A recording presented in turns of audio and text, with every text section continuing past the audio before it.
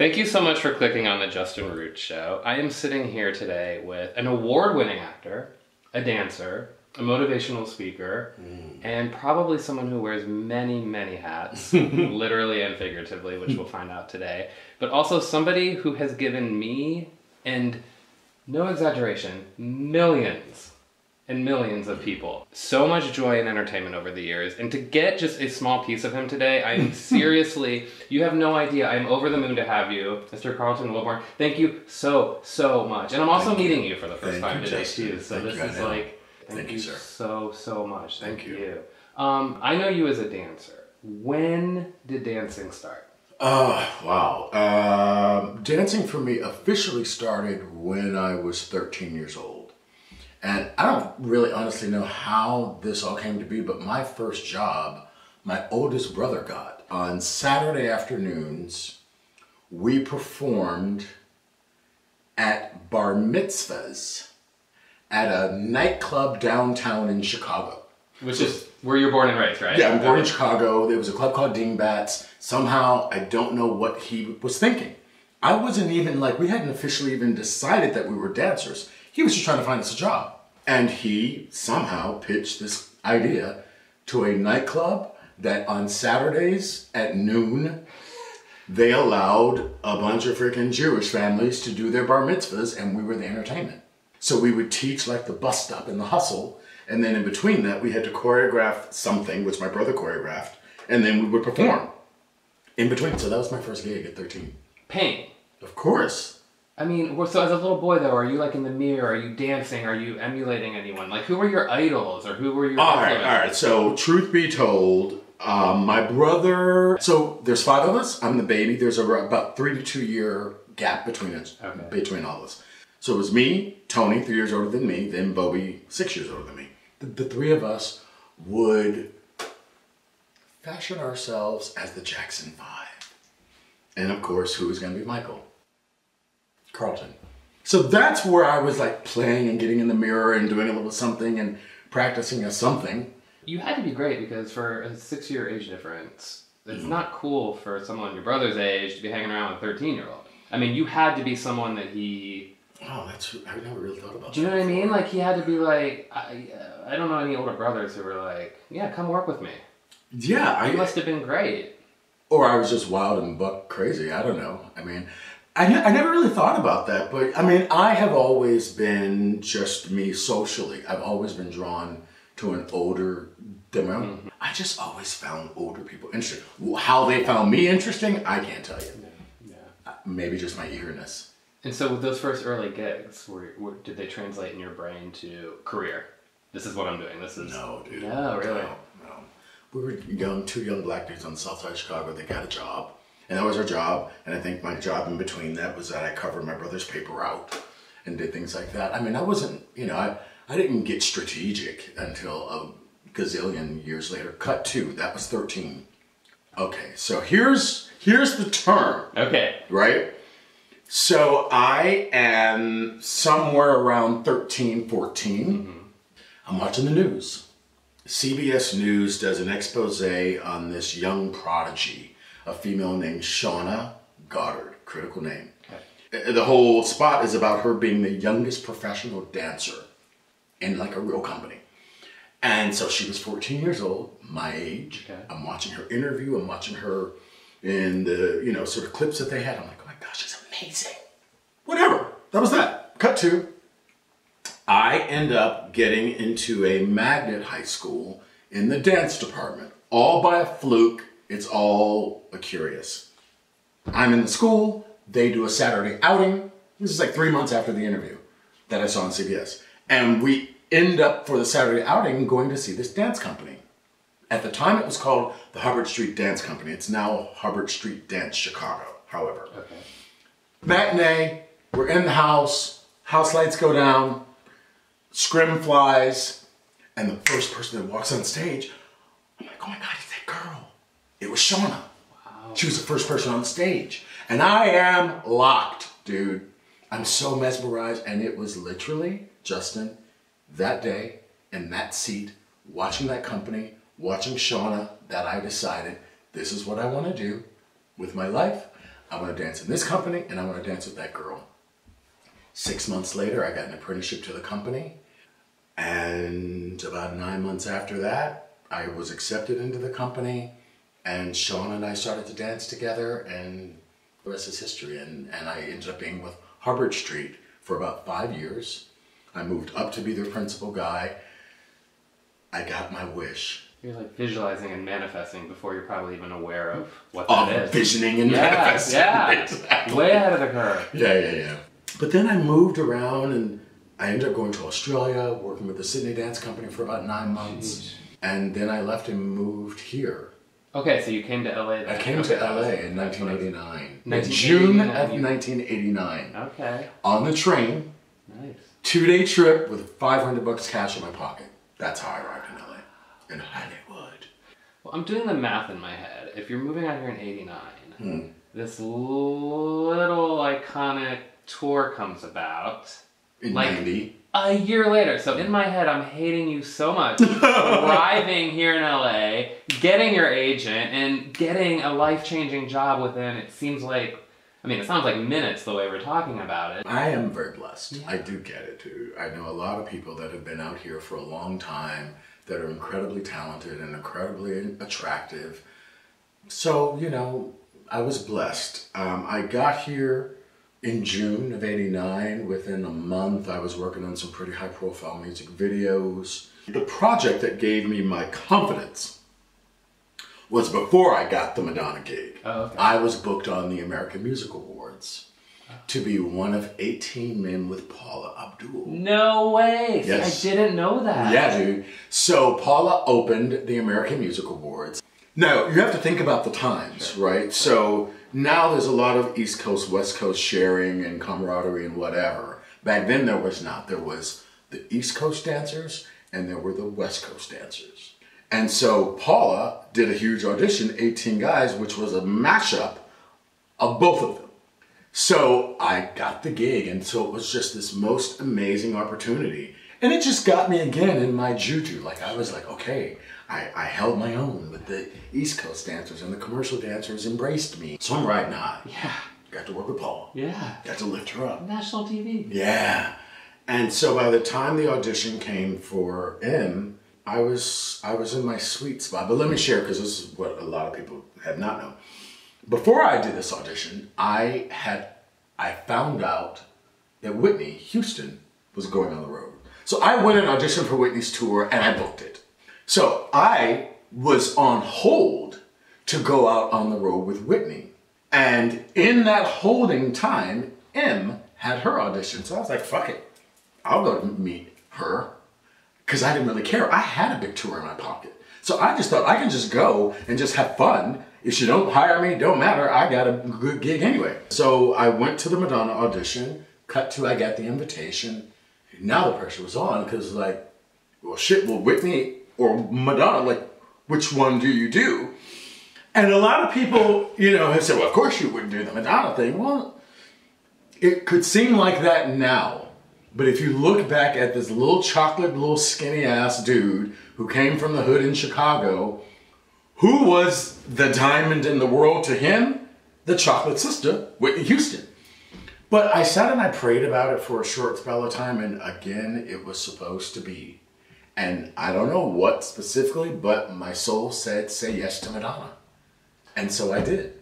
And how it turned out was the Madonna thing has become all that it was, and turns out that Whitney ended up deciding to only go to Japan for 3 weeks.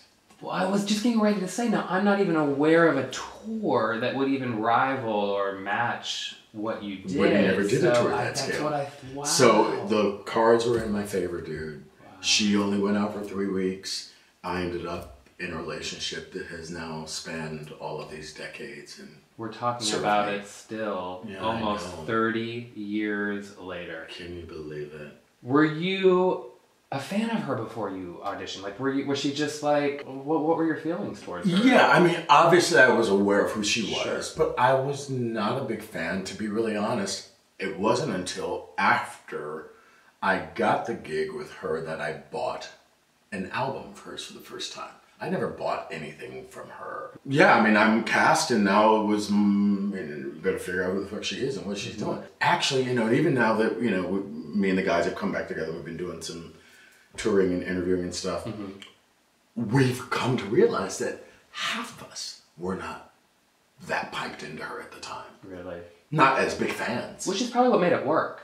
And she probably maybe wanted that, don't you think? I don't know that she wanted, yeah, you know, to cast people that didn't really know who she was, but I think you're correct, Justin. I think it served in our favor because we didn't necessarily show up super enamored and clawing at her in ways that for people, as you know better than anybody, at that level can be uncomfortable. So I think to some degree it helped, I think. Yeah. And of course, Truth or Dare came out when I was in... What? Yeah, that little... What is it? That game. Oh, it's a game? That game that kids play and they end up kissing each other. Oh, okay. Which was something I was even too scared to do in junior high. Yeah. You know? But you guys were... I have to, you know, be honest with you. I didn't become a fan until later. Because when that came out, the kids in my school who watched that were way too edgy for me. At that age. I was terrified of you. I was terrified of her. I was terrified of all of that because I was... In this so hold on. I was ashamed though. I wasn't even tapped into my sexuality. I wasn't aware of who I was, and so I had kids in school going, "Yeah, you got to come over this weekend. We're gonna watch this. There's someone gay in it. Shh, don't say that word. What?" So when you saw it, it didn't instantly free you. It pushed you back. Scared me to death, dude. Because I thought I've never heard this. I've never heard somebody say this all these years. Oh yeah. Swear to God. It was just, I'm not ready to admit that I might be like in that family. Wow. I might be part of those people. I'm not ready. And so I, you know, was like, no, bring back Debbie Gibson, bring back Tiffany. I'm not ready for this yet. I can't. And so I kind of resisted it for a very long time. Even though I was listening to her music and I liked it, all of this was like, it was too much. I was too scared. And you probably have no concept of what the outside world was talking about or thinking about with all of the salacious scandal. I mean, when Sex came out, that book, you know, it was just... Well, the thing that, you know, to what you say, yes, it is true. We were not very present to the impact of what we were doing. That many years ago, there wasn't social media active yet. And all of that for you to get a grassroots perspective. Obviously, we were aware because the media was making comments about the tour and a piece in the tour and the cone bra and things like that. So we knew we were hitting buttons to some degree. But again, the breadth of it, nobody. Even she, I saw an interview that she did, and she was like, you know, Truth or Dare truly has become a phenom that nobody saw. So. And, you know, when it was Miramax, right? I think who produced that. Yeah. So when they came to you guys, was it like a acting project at all? Like, was there a storyboard with, this is what we want it to look like? No, it was just literally like, like turn on the cameras, we're going to film you as it. So nothing was really, you didn't change personality. Nothing. She did not. Wow. There was no conversation that we're going to create this documentary of our tour and we wanted to represent this and make sure that you do or don't do that. There was no conversation about it.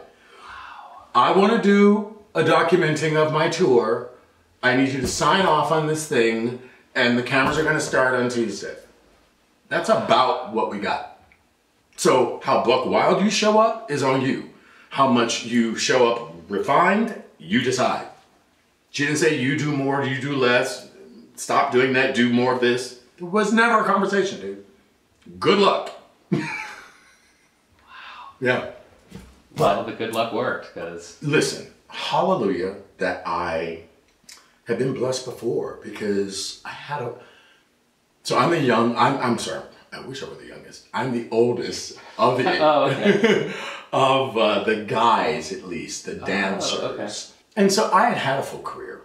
I'd already been interviewed, I'd already been in the paper. So I knew this media camera thing pretty well already.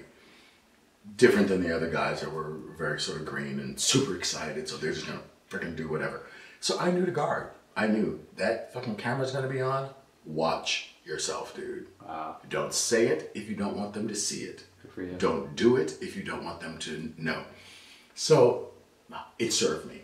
Can you even put into words what it is like to be on a stage just surrounded by thousands and thousands and thousands of cheering, screaming people for what, hour and a half? How long was each show? Hour and a half? Almost 2 hours? Yeah. It is surreal and amazing and fucking what is going on?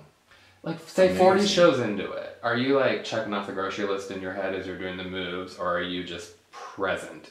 So I had no choice but to be present every single time. Why? Because of my role in the show.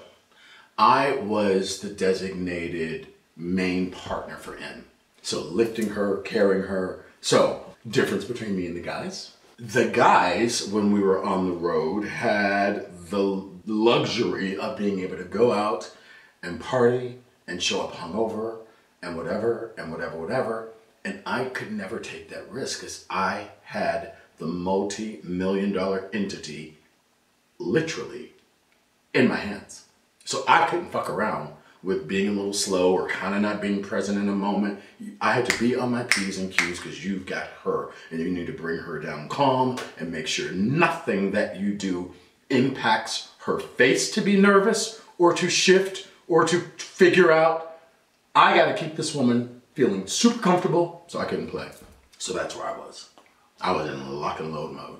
But it's okay because I was conditioned for that, having done the other shows that I'd done. So I would say the audience became the new game, the scale of the audience, but the intensity and the focus on the stage, Justin, was what I already did. You're, part of like a prayer and all these. Actually, the whole thing was salacious at the time. Do you look back and think, I cannot believe anybody made a big deal about this? I mean, she was almost arrested.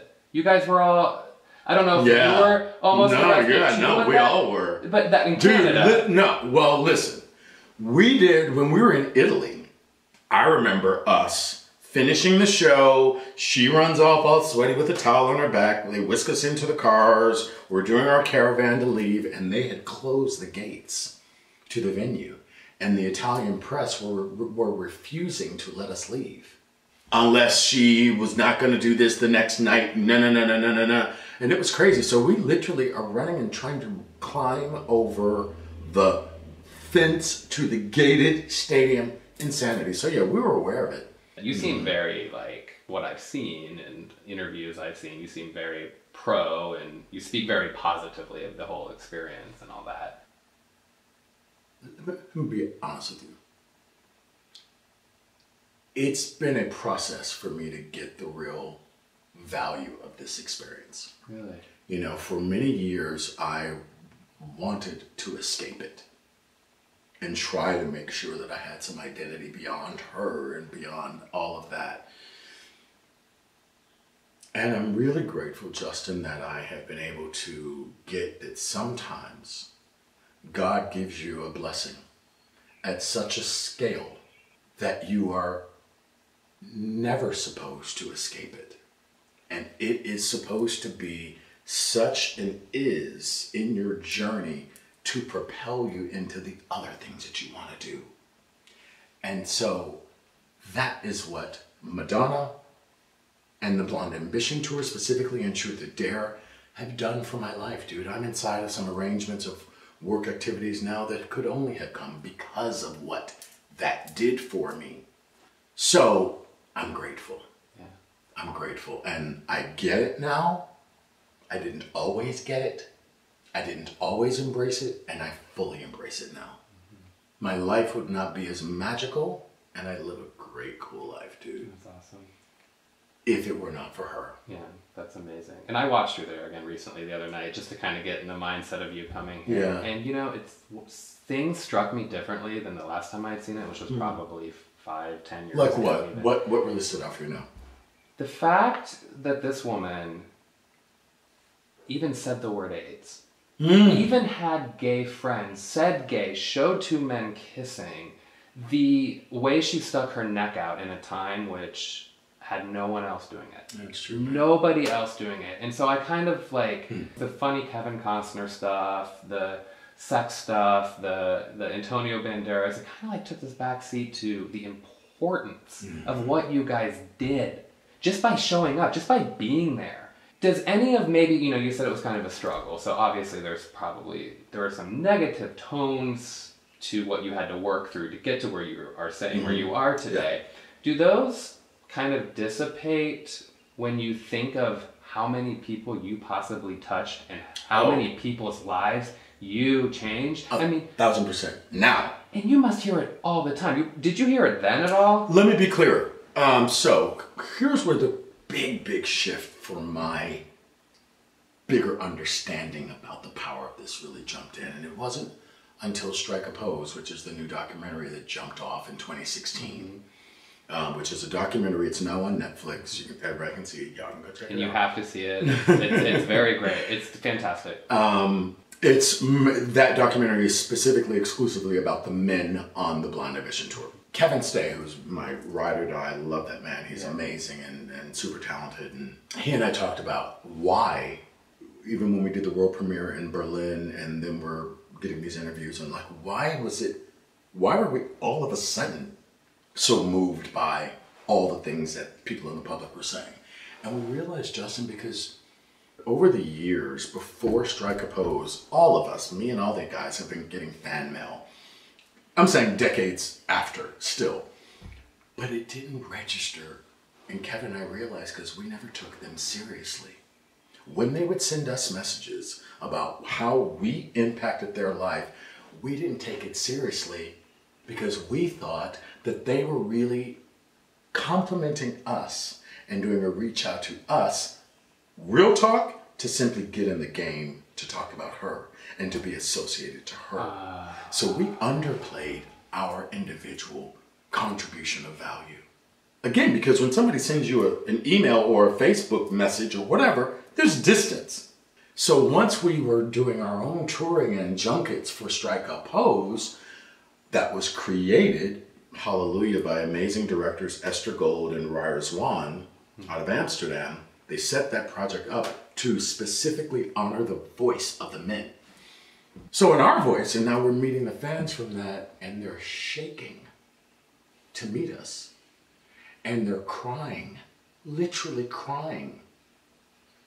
Straight people, a gay person, an older woman who's married, then we were like, oh my God, we did do something for somebody, for a lot of people. It wasn't that they were just talking about her. That was fucking huge, dude. Wow. This is one of the lessons that I think is, hopefully can be a takeaway for everybody. We have to be careful that when you're in the presence of power, which she was, that we don't get so enamored with that it makes us lose sight of our own value. And that's been the big wake up for me over the last, because we're in 19. Yeah. Strike a Pose dropped in 16. So the last 3 years have really been quite a waking up for me, even after all this time. God, that is fascinating. About all of it, to go, where were you off, dude? Wow, you missed the mark on yourself for that many years? I mean, definitely, again, as we go deeper in the interview, I couldn't be fully present to much of anything that we were doing on the tour in regards to real value of it, because I was harboring my own stuff that was eating up my brain space, not the glory of what I was in. Yeah. I was too nervous hiding my HIV because I knew that I was diagnosed by then and that was a big secret. And so me being paranoid every night and making sure that, because we're dancing at 10:30 at night with no clothes on, our first number out, and it's cold. Oh my God, am I going to get a cold? Am I going to literally get a chill? If I get the chill, am I going to feel it? If you could play Truth or Dare with Madonna today, what would you ask her? Truth or Dare. And if she said truth? If she said truth, what would I ask her today? Madonna, my girl, what is your biggest regret of your career so far? That's what I would ask her. I'm going to ask if she said dare. I would dare her to make a public statement apologizing for some of the ways she's been too abrasive. I would dare her to do that. To take ownership of it, to take accountability to it, and to speak to it publicly. Abrasive towards you or towards? In the world. Okay. I dare you to make a statement acknowledging that you have been too much, and you know that, and you're working on that. I would ask if you're still a fan today. You do follow her on Instagram. I did some stalking. I do. I'm definitely more of a fan of her now than I was when I was hired. But yeah, no, I'm a fan of hers, dude. I mean, you know, someone would be a bit stupid, for lack of better words, to not take heed to what this woman is about. There's an interview that she did recently, maybe last year I think it was, for, she was acknowledged as Woman of the Year for the Billboard Awards. She did a talk.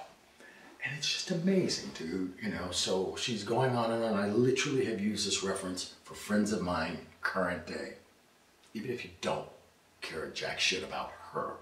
And what she says is, you know, she had this career and everybody gives her all this, you know, acknowledgement for all the crazy things she's done. She's like, the most amazing thing I'm aware that I've done is that I'm still here. That after all the bashing, and the thing that has sustained her was her self-belief when nobody else was giving it to her. And not only were they not giving it to her, but it is a fucking challenge for any of us to get up and walk out the door after somebody said this about you.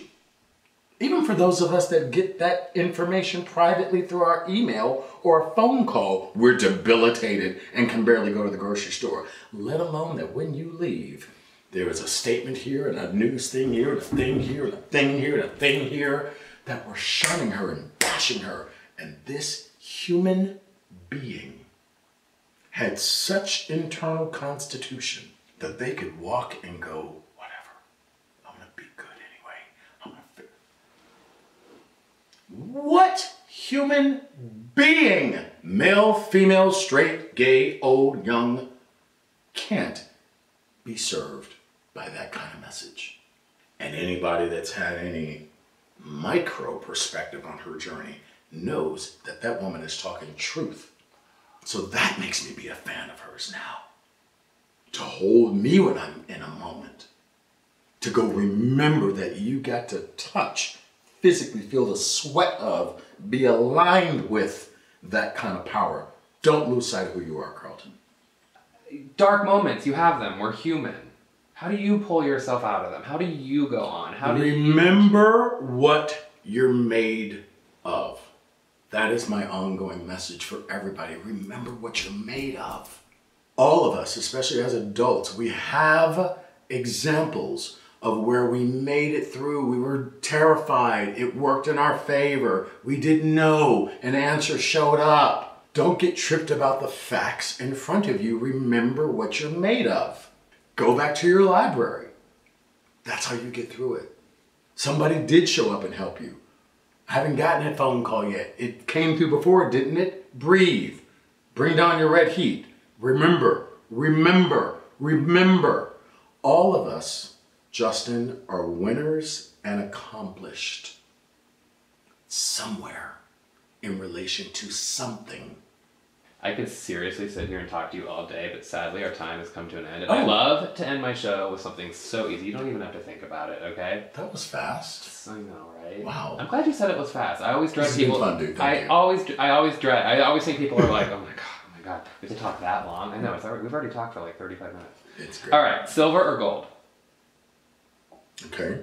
You just have to answer. Gold. Coffee or tea? Coffee. Cactus or a palm tree? Palm tree. Basement or an attic? Basement's dirtier. Phone call? Dirty's good sometimes. No, I agree. Phone call or texting? Absolutely phone call. Old school, don't get it twisted. Vanity Fair or Time Magazine? Bitch, please. You answered that shit on your own if you're clueless. Paris or London? London, I'm not a fan of the other. Okay, you won't even say it. Popcorn or potato chips? Potato chips! American Idol or The Voice? The Voice. Shooting pool or playing cards? Pool. Sunrise hike or a sunset hike? I'm a morning person. Sunrise. You're Chicago. I probably shouldn't have written this one down. I feel like it's too easy. LeBron or Jordan? Don't care. A League of Their Own or Evita? Evita. Mints or gum? Absolutely mints. Wembley Stadium or Madison Square Garden, which, if you don't know by now, he has performed both. Can I give you a little why into this answer? Sure, go for it. Madison Square Garden, because when we performed there, my mom was there and I got to sing Happy Birthday to my mom from the stage. And the entire room of Madison Square Garden sang Happy Birthday to my mom. Madison Square Garden. Like that had to buy you. You've probably never got in trouble since. What and what? That's wonderful. Beach or desert? Beach. Laptop or desktop? Desktop, it's easier to carry around. I love that I wrote this before I even... Laptop. Laptop is what I meant to say. Laptop is even carried around. Oh, okay. Sorry. No, that's okay. I wrote this before I even knew what you were going to wear. Baseball hat or cowboy hat? Black people in cowboy hats scare me. I'm just saying. Someone's smile or someone's eyes? Absolutely eyes. They are the entree to the soul. Katy Perry or Miley Cyrus? Miley. Blair or Joe?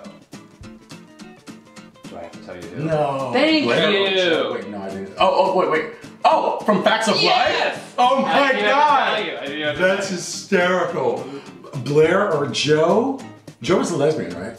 Well, not technically. She's a tomboy, right? My try. Tattoos or piercings? Tattoos. Piano or guitar? I would say piano. Paisley or tie-dye? Paisley. Dr. Pepper or root beer? Dr. Pepper. We're Is it almost good? done. Oh, you like it? Okay, I feel like I'm taking way too long. Okay, fine. Yeah, no. Science or history? History, it's research. Ooh, okay. Disneyland or Six Flags? Which one's bigger? I don't like either. Disneyland. Okay. Disneyland, because that's Mickey Mouse, right? Yeah. Disneyland. Okay. And last but not least, Stevie Nicks or Stevie Wonder? Stevie Wonder, oh my God.